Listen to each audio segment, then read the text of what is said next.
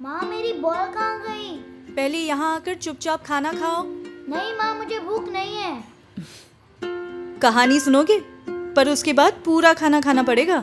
कहानी? कौन सी? पापा की। सुनोगे? तो एक दिन की बात है, पापा अपना ट्रक लेकर काम पे निकले। तभी अचानक उनका ट्रक अपने आप रुक गया। वहां सिर्फ ठंडी हवाओं का शोर था और दूर दूर तक कोई भी नहीं। फिर क्या हुआ?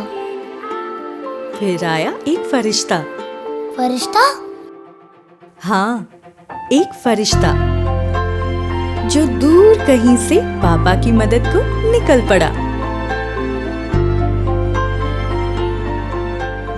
और उन सुनसान रास्तों पर उड़ते उड़ते मिनटों में पापा के पास आ पहुंचा। मिनटों में? मिनटों में। ठंड बढ़ रही थी, धीरे धीरे रोशनी भी कम हो रही थी। फिर उस फरिश्ते ने अपनी सारी ताकत लगाकर देखते ही देखते पापा की गाड़ी ठीक कर दी। पर माँ, पापा इतनी देर तक फंसे हुए थे तो उन्हें भूख नहीं लगी? लगी ना, पर वो जो फरिश्ता था ना, वो अपने साथ पापा के लिए बिल्कुल ऐसे ही गर्मा गर्म दाल चावल लेकर आया था।